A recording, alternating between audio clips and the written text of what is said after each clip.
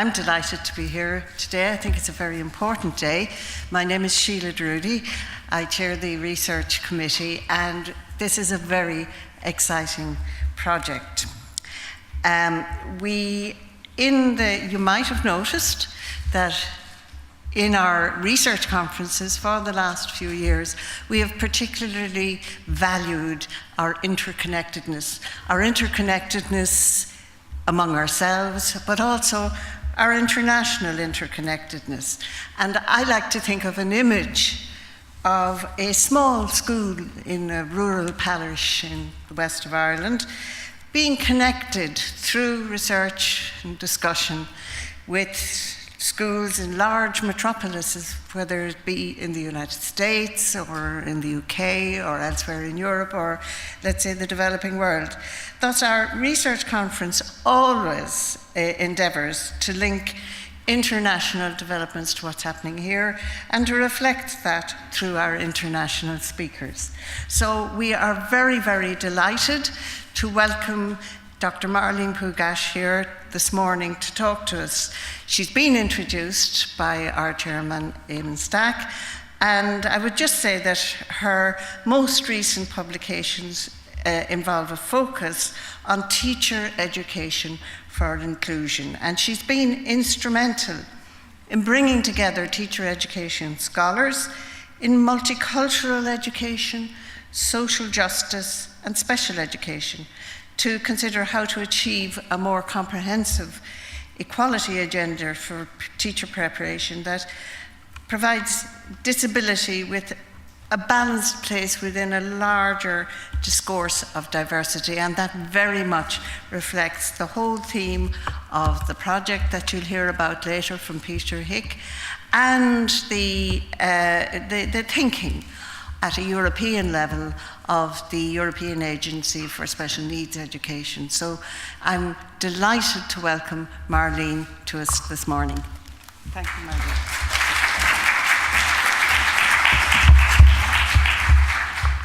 Thanks so much, Sheila, for that kind introduction, and Eamon for welcoming us not only today, but also last night as the speakers arrived. And I also want to give a thanks to Jennifer and to Liam for setting this up and for being so communicative with us across the pond, as we say, right? To be prepared for what we're doing today. I hope you'll bear with me as I'm coming from the United States, and I apologize in advance for any my American spelling, first of all, on my slides, and any grammatical or political missteps I may make while I'm here in Ireland. So hopefully you'll bear with me on that.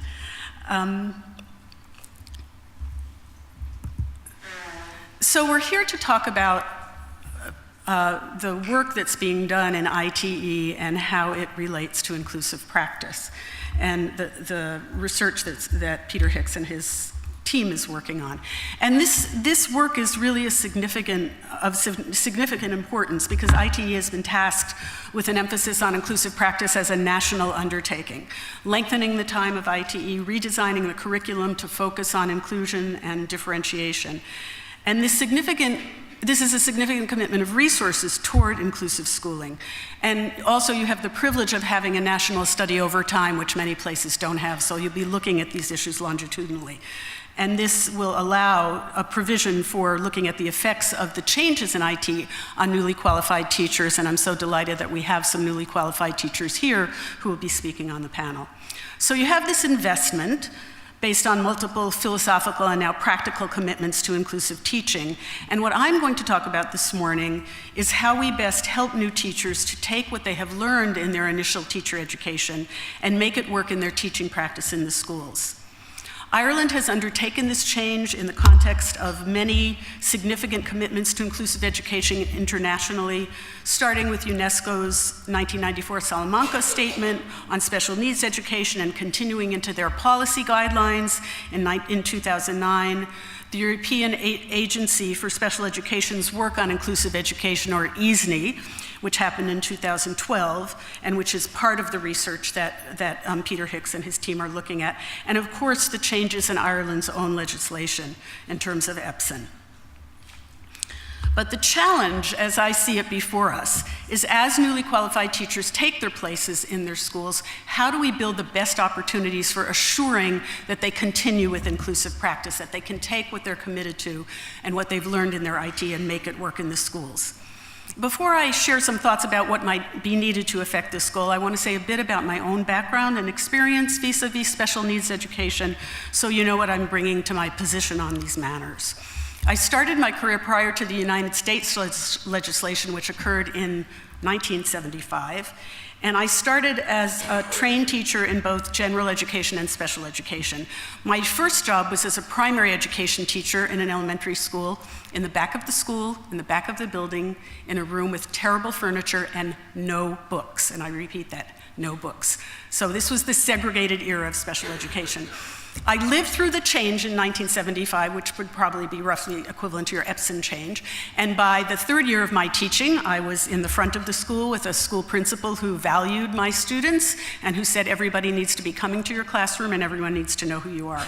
So I was very, very fortunate to be able to have that experience. But I say this because I understand what it means to have children with special needs not included in schools. We had to go find children and bring them into schools when I was a new teacher. And I also know what it means to have students fully included in a school. And so I have a great respect for our worries about what will happen to our SEN students if we don't get inclusion right. And that's really the point of these comments about my background. I also want to say that all of my work has been in urban schools, so I've worked with low-income populations, and I've always worked in a diverse setting, so my concerns for special needs education have always been integrated with my concerns for diversity writ large. And I have been lucky to be able to be involved in most of the major teacher education reforms in the United States, trying to hold my colleagues' feet to the fire in terms of talking about SEN when they're talking about diversity, because that typically doesn't happen. So, in the world of teacher education, as we think about how we're going to make this transition and help newly qualified teachers move into their inclusive practice, this is really an age-old challenge. It doesn't just come to us because there's an ITE project now and we're worried. People who've been involved in teacher education know this problem. So we have this concept of practice shock. Somebody comes from their student teaching into the real world of teaching, and they're sort of shocked by the whole situation and the challenges that they take on and the responsibilities they have. There is this question of idealism versus reality. And sometimes we hear this in the extreme, where a practicing teacher in the school might say to a newly qualified teacher, forget everything you learned at the university. This is the real world in schools. Has anyone ever heard that? Yeah. Hopefully no one's ever said that. So we know that this goes on, and we struggle with it as teacher educators and worry that we're sending out these well-trained students and what will happen to them when they actually get out there. And then we have just the general early professional anxiety that NQTs carry into their work, of course, and that's particularly made difficult when you have a situation in Ireland, and it's sometimes the situation in the United States as well, where you have more casualization of contracts, where teachers are worried about the permanence of their position. All of those things operate to make it difficult anyway for teachers. And then we have this near universal phenomenon, the gulf between the preparation and practice of teachers, that occurs all over the world. And it's best captured by something a late colleague of mine told me many years ago. He said he was visiting China and he said to them, so what is your biggest challenge in teacher education? And the answer was, we don't have enough good cooperating or mentor teachers. And so what he was really saying was, there's a gulf between what we want our initial teachers to have and the placements they have in schools, because every school isn't practicing exactly what we need and what we hope will occur with our students. And those schools are not the best places perhaps for our students to learn, but we always don't have a choice. And so I say this because there's something in this structure of student teaching and this transition into the real world of teaching that is a struggle for us and that has always been a struggle in teacher education. And what I want to talk about today and argue today is that that is what we have to change, that model. And so let me recap what our dominant practice is, and this is the current model. We bring in student teachers, and they have very different personal experiences, and in terms of SEN, some of our students may have very positive experience and very deep experiences because of someone in their family or someone in their community, and our students have different orientations toward diversity, and we hope that they come in and we help them shape a positive orientation to all of this. Then they take their university coursework, which is foundational in teaching and pedagogy and philosophy, and also attitudes towards inclusion. And then we place them in a school, or as the first two phases of the ITE study have noted, that in many cases students select their own placements, which may or may not work, may or may not be a good placement. And so we have this kind of linear progression. And our students may be in a typical school, they may be in a highly skilled inclusive school, they may go to a separate SEN school. And our hope is that if all of this lines up well, the student will come out of ITE being very strongly oriented toward inclusive teaching. If they get a good school placement, if they come in with a positive attitude, if that attitude is shaped over time. This is a linear model that theoretically leads to improved practice in the schools, and in a perfect world, this will line up and happen. But there is a problem, because the problem is what then happens when the students take a job in a school.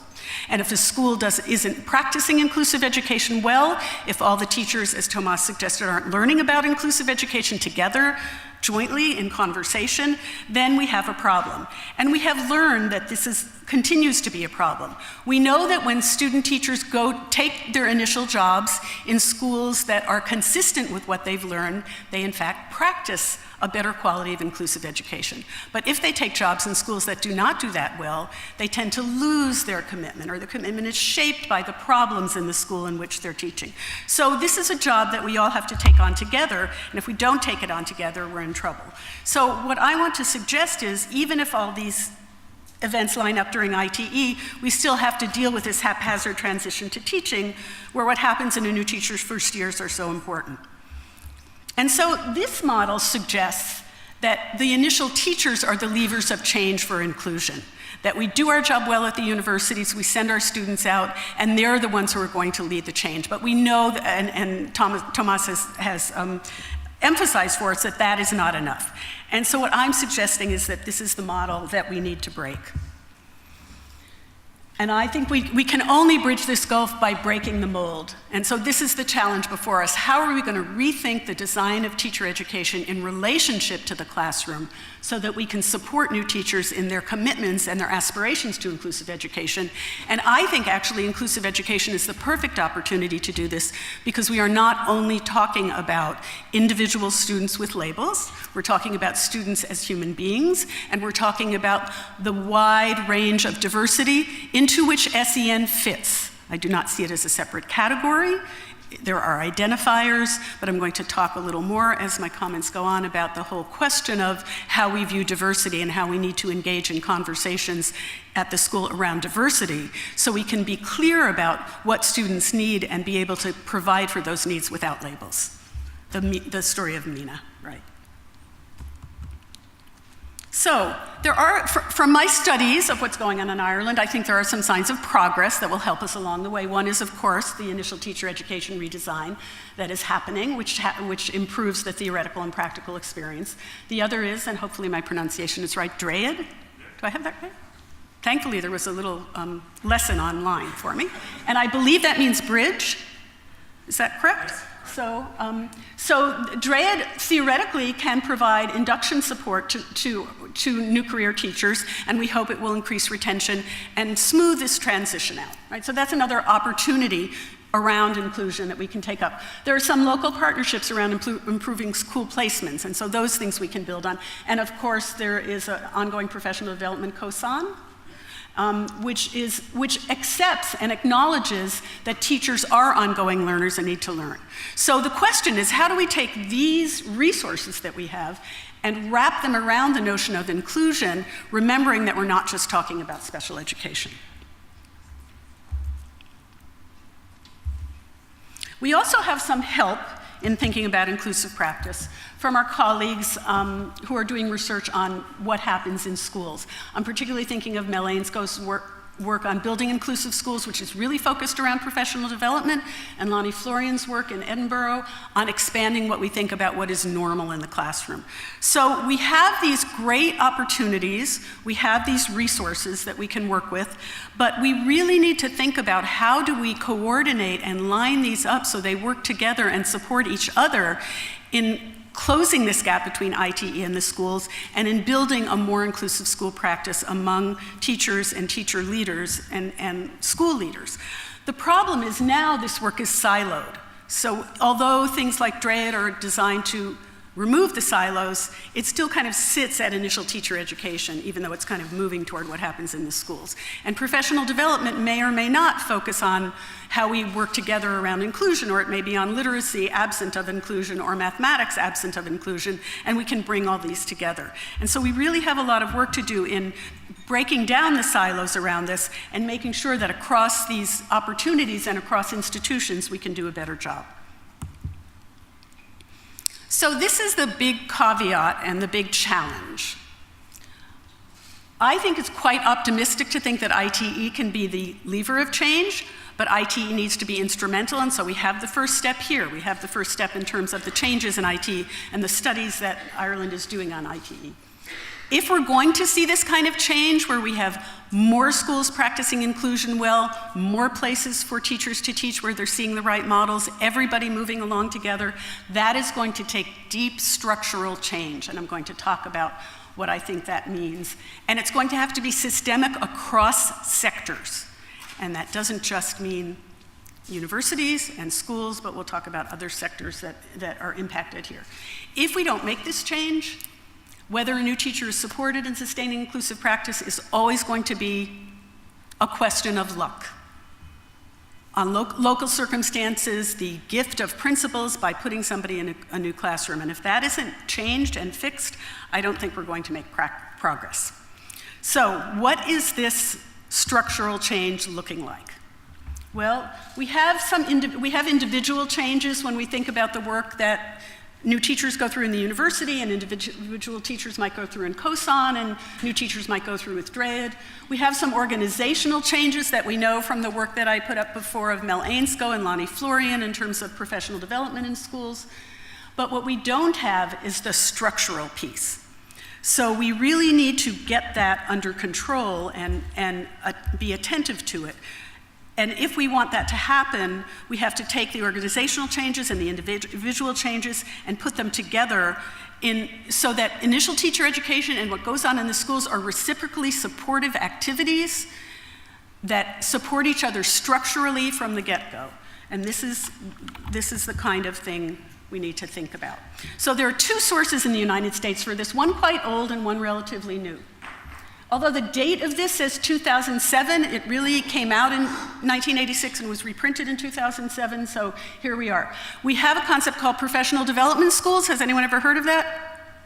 Okay, so when the Holmes Group came out, which was a group that was talking about the reform of teacher education, I think the smartest idea they came out with was the notion that initial teacher education and the improvement of teaching practice, teachers in the school, have to be reciprocal, mutually reinforcing activities. And it has to take place within an alliance like this, with everyone having a better stake in the profession of teaching. Not just initial teachers, not just practicing teachers, but this goes together. It's not something we can separate. The second piece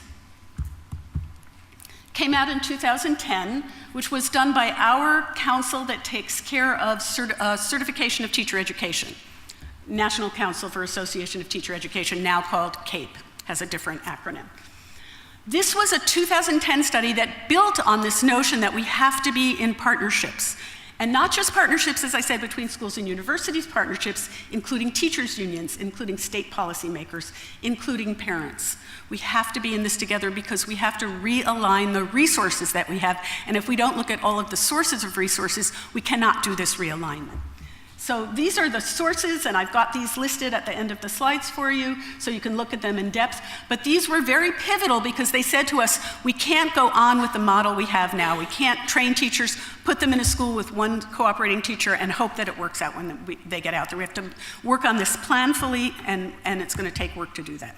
So, what are these reciprocal, mutually supportive efforts to look like. There's a mutual acceptance of responsibility where schools are funded sites of mutual improvement, and the word funded is very important, so we'll talk about that later. We have to think about, do we always have to put a student teacher in a one-to-one placement in a teacher, or could a group of student teachers be placed in a school where they serve as a resource to the school and a resource to work cooperatively with the teachers in the school for focusing on and improving school practice with research as part of it? Can we think about practicing teachers in the schools as essential faculty for initial teacher education? That training may go on in the primary school or the post-primary school, not necessarily on the university campus. But how do we actually work with each other and take the skills that cooperating teachers have, or mentor teachers who are highly skilled in inclusion, have our students perhaps see demonstration lessons in the schools by excellent teachers instead of one person seeing excellent work in inclusive ed and another student in another school not seeing it at all. So that's another way that we think about breaking the mold. And the last is exactly what you were talking about. How do we engage in conversation? And I'm suggesting that action research and professional learning communities are part of the discussion in conversation about differentiation, which is part of the ITE project, and what does it really mean? And is it really going to answer all the problems when we have such a wide range of diversity in our classrooms or not? Flexible grouping, universal design of learning, which we're going to hear more about this afternoon. Culturally responsive teaching. So all of these things impact on inclusion, and if teachers aren't engaged in conversation about it, we're not going to get where we need to go structurally. So these are the structural issues that we need to be thinking about. We've talked about the individual changes. We need to see cultural changes in schools and universities. This notion of reciprocal, mutually reinforcing, shared responsibility is at the heart of what I'm talking about, and the full participation of all stakeholders as allies. So what I'm going to offer are 6 what I hope are practical suggestions for how this work might move forward here in Ireland. So we're talking about how do we redesign teacher education as a cooperative, mutually reinforcing experience for the purpose of supporting inclusive education in the schools. So I'm going to go through each of these separately and give a couple of ideas, and hopefully that will lead us to a little bit of question and answer at the end.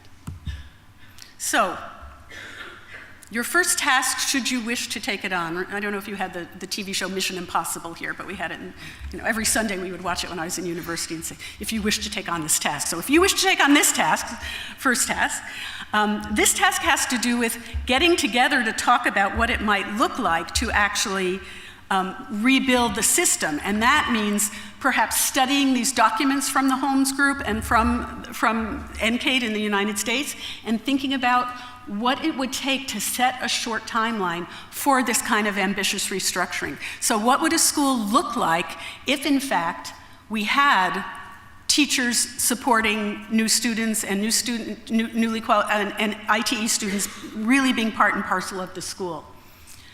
I think cross-stakeholder groups are going to have this conversation together, and there's going to have to be studying and sharing meetings across groups. But the essential thing is that this needs to be a relatively short timeline so people can get up to speed and see if it's even possible to bring together initial teacher education, practicing teachers in schools, school leaders, all the other allies involved to say, let's bust up this model of ITE first, then student teaching, then come into your newly qualified school and hope that it lines up. Let's increase and widen the band of schools that are ready for this because we're in it together.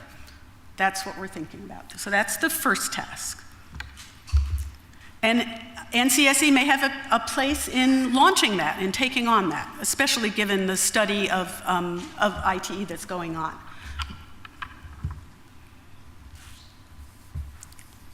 A second task would be to build this high-profile, robust collaboration between ITE and schools to support inclusive practice as a non-negotiable part of pre-service policy. So that means every institution participates in this discussion. Every institution starts to think about what kind of relationships do we have with the schools? How do we build a school relationship across ITE and schools where teachers become part of ITE and perhaps ITE professors become part of demonstration teaching in the schools so that we really build inclusive practice. And I know that there are a lot of special schools in Ireland, so there is a possibility of triads across initial teacher education with regular and special schools, but always with the goal toward fully integrated schools. And again, I say that as someone who has seen the segregated side and the integrated side, and I think we're not going to solve the problem of inclusion and of seeing past students' labels if we continue to have a large proportion of segregated schools. So this has to be wrapped into the process. And if it means that in the short term, there are triads of universities and what we call regular schools in the US and special schools, that may be how it has to move ahead. I also think that then there has to be launched a very high-profile networked improvement community across all of these projects, and I'm suggesting a possible name, the Irish Inclusion Network. Take it or leave it. I'm not offended if you hate it. But something with visibility so everybody knows the work is going on. And everybody is attentive to it, and everybody is asking questions about it. And one of the ways to do that is to have high-profile deans of education and high-profile school principals together talking about this on an ongoing basis so that everybody is involved in thinking about how, when we do inclusive practice, we widen the number of the students that we take in and the students that we serve, and we think together about the deepest challenges of how we're going to serve them. And this networked improvement community then serves as a community of learners with high visibility discourse around these issues and figuring out ways to sustain new partnerships between universities and schools for the improvement of teaching and teacher education. And then some identification of practical tools to facilitate a rich discourse of inclusion. So there may be a conversation that's going on in one part of the country and that we raise through high visibility, talking about what happened in that conversation in another place. And I think this conversation has to ultimately be centered around the complexity of the task of preparing teachers for inclusion in relationship not just to differentiation and not just about their changing attitudes at pre-service, because we know that once people get into practicing teaching, those attitudes may or may not persist. So we have to talk about diversity. We have to talk about the place of special education within diversity, and that's not always an easy conversation to have. We have to talk about instructional skills, what's working and what's not, and how do those skills work across diversities, because I still think we kind of fall into that, this skill is good for this child because he has the autism label or she has the label of having emotional behavior disorders. And so if we keep going back to that, we're not going to move everything ahead together. And collaboration. And so these have to be very specific conversations that go on in these networked community groups, but also go on within the tools that we have for dissemination. So I'm suggesting special issues of journals and special strands of conferences that go on over time so the topic never leaves anyone's vision. And I'm not saying the topic is SEN, I want to be very clear. So if there's a maths conference and we're talking about maths for inclusion, that has to be inclusion across the board, of which SEN is a part. And that should be going on all the time, not just because somebody happens to have an interest and puts in a proposal for that, but that it's a visible strand across for several years so that there are continuing opportunities to engage in this discussion. And without that in place, I think it's going to be hard to get it done.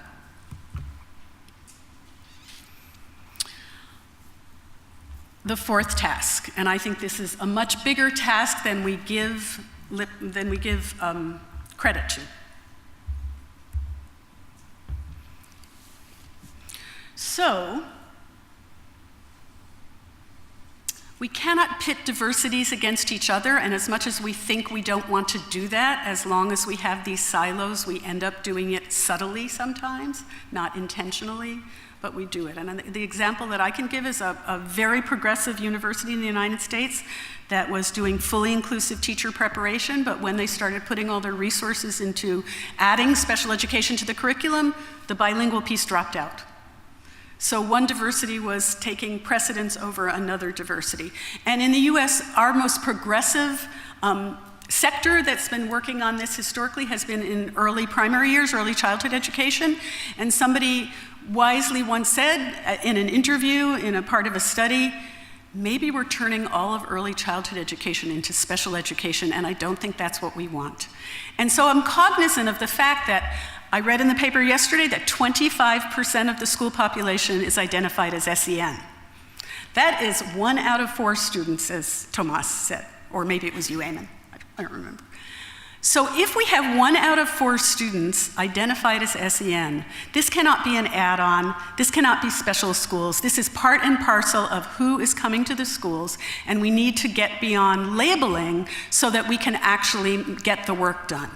And I know that you have funding schemes where teachers are funded rather than funding students, but I think in the end, when you have such a large proportion of SNAs in Ireland, it gets down to that one-on-one relationship with the students, and that has to be the work of all teachers. That can't be siphoned off as the work of just one person. So we really have a lot of work to do in this area. And Sheila Drudy and her colleague William Kinsella, I believe in 2009, looked at the span of diversities and looked at social class, ethnicity, gender, and disability, but there are many other social markers of identity. And all students reflect multiple identities. So it's not just that we don't label students, but that we recognize their individual complexity of identities, and we don't just stop at SEN, or that they're a refugee from Syria, or that they speak another language, or that they come from a low social class.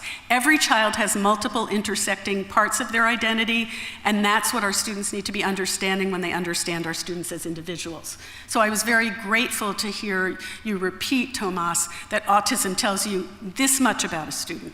This much, it's just the crux. And that may not be the first thing that we need to know about that student. It may be the first thing someone tells us because of our system, but it may not be the first thing we need to know. So we have to really challenge ourselves morally. And at least from the work in the United States, disability is inconsistently part of the diversity discourse. So I have worked very hard with my colleagues, as Sheila said, in social justice and multicultural education, just to get them to sit on a panel and have the conversation about disability, because it's not their area of expertise. But if you take people who are committed to social justice and committed to multicultural education, of course you have to talk about disability and be thoughtful about where it exists. So this sustained dialogue around diversity has to be part and parcel of the work that goes on. And it isn't necessarily going to be easy because we do fall back into our silos, and it also has to do with how we fund things, and so that makes things difficult, but it has to happen. I also think that we have to be deliberate in how we think about the teachers who are practicing teachers and how they participate with this. I think that rather than having our newly qualified teachers take on a lot of the work in special education, which happens now, we ought to create a cadre of highly skilled general education teachers, or regular teachers, or whatever you call them in Ireland, I'm not sure, and train them to become special education teacher leaders. Again, a high visibility project where you say, this is so important that we're going to take our best inclusive teachers and get them licensed in special education and have them be teacher leaders in our schools. And I think that will be tremendous. And I think also at the secondary level, we might think about every academic department having one teacher trained in that academic subject and special education. So it becomes part and parcel of the school. We don't have to think about it as something separate. That's a different model of thinking about how we fund special education and how we help spreading the knowledge that special education teachers may have. And then I want to think about this possibility of a teacher in residence for inclusion program. So we take practicing teachers in the schools, maybe we bring them into the university for a year or two to help the university think about the transition to practice, and then they go back into their school as teacher leaders. We had tremendous success with this in Milwaukee. We identified teachers at the schools. They said, but you're taking our best teachers. And we said, but they're with you. They're coming back into the schools with our students. And they came for 3 years. This was grant funded, but I'm going to talk about different ways we can support that grant funding. So this would be, again, a high profile group of teachers who are in residence for inclusion and who are looking across special education and diversity. And then, let's think about how we resource this work. So, if we want to bring teachers and universities together, we have to look at all the funding sources that are out there. And that means special education funding, DESH funding, diversity funding, DROID funding, COSED funding, funding that the teachers' unions have. And looking across all of this, which I know is touchy, but it can be done. And identifying how we can bring those resources together around these projects that will improve the quality of inclusive education by bringing together initial teacher education and what goes on in the schools. So, one way to do that is to think about grant-related opportunities. So, if the university is writing a grant around inclusion, are they writing in a piece for teachers in residence to come in and help them? If the schools are writing a grant on inclusion or on bilingual education or on low-income students, are they writing in a piece for being connected to the university? Or are they writing in a piece so that their teachers can participate more fully in university preparation, not just in that one-to-one relationship, but as a demonstration teacher, as a teacher who goes back and forth between the university? Can the university write grants where some of their instructors take on the responsibility of spending more time in school so we can close this gap? And again, looking at all of these funding sources as focused on inclusive education, because in fact, inclusive education is everyone's education. And I'm saying that differently from saying inclusive teaching is just good teaching. I think that doesn't help us. That's become a bit of a trope that we talk about that is much more complex than it sounds. And so when we think about inclusion, then we have some ways of saying there are kids with special learning needs, there are kids with language needs, there are complex needs coming into our schools.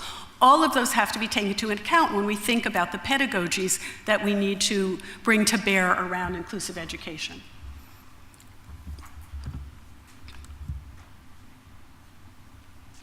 Now, I know that none of this will be easy, and I really think that it takes an act of political will to make something like this happen, to say we have to bust up the ownership of student teaching on the part of the university and bust up the notion that we just send a student to one classroom. It's not easy to do, and it's going to take a lot of work. But you know what? We've been at this work in inclusive education for a long time, and we haven't been that successful. We've been successful more on the social side than the academic side, but in the US, we're going backwards to having more segregated schools and classrooms than we had before. You have that situation here. How are we going to get beyond that if we really want every child to have a place in the school?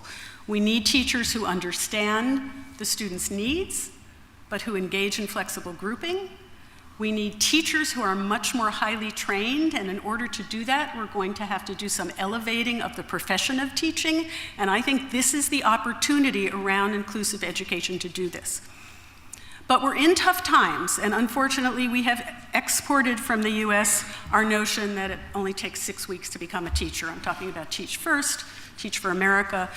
We have to upskill the profession of teaching in every place that we can. And if we can't do that, if we can't have the political will to say it is highly professionalized teachers with extensive preparation in concert with the schools as a reciprocal activity, that we're going to get there. And if we don't do that, we will not be able to get there. So the real question is, what is our moral commitment? You know, we say that we have a moral commitment to every child. We want not to label children, but we really have to get down deep and dig into what is happening in our schools with our students. Why is it that at one school there's a principal who says every child belongs here, and another school where the principal isn't quite so sure? Why is there a teacher who still says, I'm not trained to deal with a student who has disabilities, and another teacher who says, I can? We have to start building this together, or we're going to be in 20 years in the same place saying, it was a good idea, inclusive education, but we weren't able to get there. So I'm imploring you to take on this political and philosophical and moral commitment to do the right thing, but it cannot be done alone. It has to be done across sectors so that we're all committed to it and we're all invested in it. All right, thank you very much.